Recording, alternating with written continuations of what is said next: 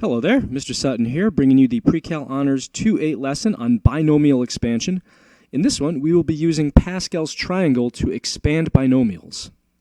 To get you warmed up for this one, pause the video and see if you can answer these questions, including the shortcut for simplifying a plus b squared and using that shortcut to simplify this expression here. All right, you got it? So the shortcut for this, you may remember from your algebra class you had last, a squared plus 2ab plus b squared, which you could find by just writing this twice and foiling it out and combining like terms.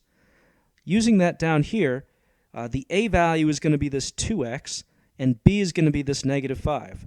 So you're going to have 2x squared plus 2 times 2x times negative 5 plus negative 5 squared.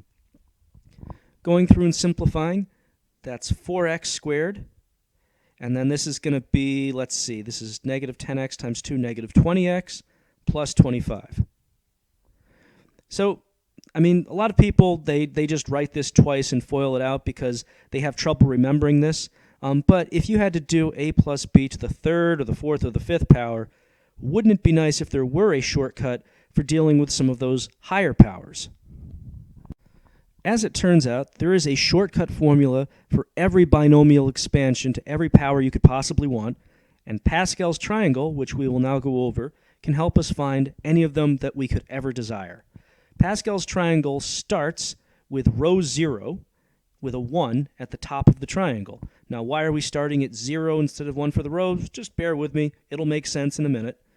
Row 1, the second row down, we're going to put a 1 on either side here. And as we keep going down in rows, we're going to keep writing 1s off on the side. Row 2 is going to have the 1s here, but in the middle, we're going to add these two 1s together to get this 2. And now for every row that follows, we're still going to put the 1s down the side, but for all the middle numbers in between, and you notice there's now going to be a number between the 1 and the 2 here and between the 2 and the 1 here. For all those middle numbers, we're going to add the two kind of parent numbers up here to get this number in between. So for row 3, we're going to have a 1, a 3 because of the 1 plus 2, another 3, and a 1. And we could actually do this as long as we want. We can make as many rows as we want. But I think this is going to be enough to illustrate my point here of what this is actually useful for. So here's what Pascal's triangle gives us. The row number is actually the exponent on the binomial that you're trying to expand. So for example, row 1, this is really going to help us expand a plus b to the 1 power.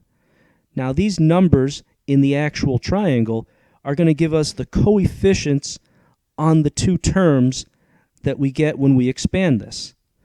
So the way this is going to work, all of the terms when we expand one of these are going to have an a and a b in them. And we're going to start with the highest possible power of a, which is going to be whatever this row number is, times b to the 0 power. And then as the exponent on a goes up, the exponent on b is going to go down. So I know that's a mouthful to remember, so let's just go through a few examples, and I think you'll get the hang of it as we go through these. So our first term is going to be 1, a to the 1 times b to the 0, plus we've got another coefficient of 1. This exponent on a is going to go down to 0, and the exponent on b is going to go up 1. And if we simplify that, you guys are going to laugh at me when we do this, this is really just a, right, because b to the 0 is 1, and this is really just b over here. Hey, newsflash, a plus b to the 1 power is a plus b. Well, there's a shocker. So you're probably thinking at this point, yeah, this Pascal's triangle is kind of overcomplicating things. But bear with me. We're going to keep going. You'll see that this is really helpful as we go down these rows here. This is not meant for doing something to the 1 power, really. So now the second row. This is really a plus b to the second power. So this 1 is going to be 1a squared times b to the 0. This 2 is going to be 2a to the first power now, and then this is going to be b to the first power. The a power goes down, the b power goes up. And this final one is going to be 1 a to the 0 b to the second. And simplifying that, we get the familiar formula of a squared plus 2ab plus b squared.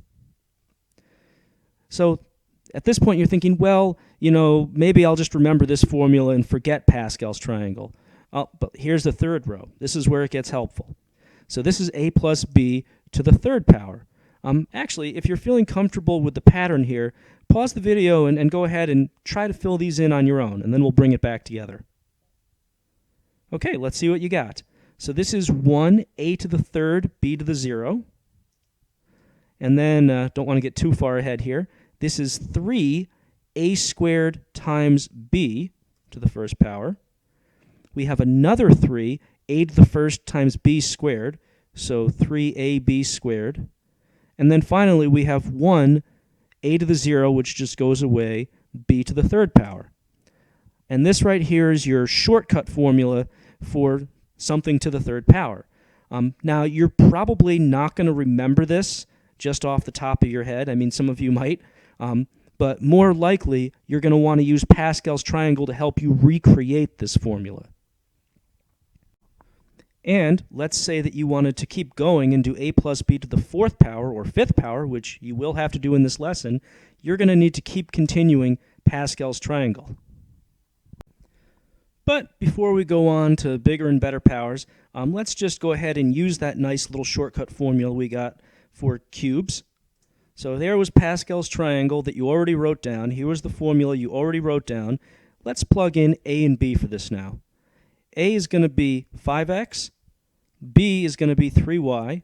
So we've got 5x cubed, 3 times 5x squared times 3y, 3 times 5x times 3y squared, plus 3 times, or rather just 3y cubed here.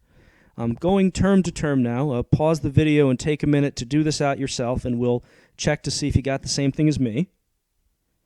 Over here, we're going to have 125x cubed. Here, this is going to be, let's see, exponents first. So we've got 25x squared times 3 is going to be 75x squared times 3y is going to be 225x squared y. Over here, we've got 15x times 9y squared. Let's see, 9 times 15, that's 135. So 135xy squared. And over here, this will be 27y cubed. Make sure when you're raising two things inside of parentheses to raise both of them to the exponent if they're being multiplied. So some of you might be thinking at this point, hey, that was a nice shortcut formula, but I'm not sure I saved that much time over just writing this parentheses out 3 times and just carefully multiplying everything together. You did save a little bit of time, but don't worry, you're going to save a whole lot more time on these next few problems. On this next problem, we've got something to the fourth power now, and if you're not doing it with Pascal's triangle, you're going to be spending a whole lot of time writing this out 4 times and multiplying, then multiplying, then multiplying. It's going to take you a while. Let's go ahead and continue Pascal's triangle for this. Here was row 3 from earlier. Take a sec to pause the video and come up with row 4 now. So for row 4, you're going to have a 1, 4, because you have 1 plus 3, 6, 4, and 1. And then take a sec now to pause the video and write out the formula from this. This is going to be 1a to the fourth power plus 4a cubed b plus 6a squared b squared. See how fast it is once you get the pattern? Plus 4ab cubed plus 1b to the fourth. And pause the video again and take a moment to plug in our a and b values, which in this case are x and 5. So plug in all that in. We've got x to the fourth. This is going to be, let's see, negative 20x cubed. Here we're going to have, well, this is 25. So 6 times that is 150, x squared. This is going to be negative 125 times 4 is going to be let's see here, 500, so negative 500x. And then finally, this is going to be 625. So definitely, I think this is a little bit faster than doing a bunch of foiling. If there are still any doubters out there who think Pascal's triangle isn't the best thing since sliced bread, feel free to take 15 minutes to multiply this out the long way. I'll still be here. For those of you who want to use Pascal's, let's do it. Here was row 4. Go ahead and find row 5 now. So we've got 1, 5, 10, 10, 5, and 1. Let's write out that formula now. That's going to be a to the 5th now, plus 5a to the 4th b, plus 10 a to the 3rd b squared, plus 10 a squared b cubed, plus 5 a to the 1st b to the 4th, plus 1 b to the 5th. Man, it's nice having those coefficients there. So plugging in x and 3 now for a and b. Pause the video and take a sec to do that and crunch it out. Let's go one by one now. We have x to the 5th. This is going to be 15x to the 4th. This is going to be 10 times 9, so 90x cubed. Here we've got 10 times 27, 270x squared. This is 5 times 81, so that's going to be 405x. And finally, 3 to the 5th is going to be 243.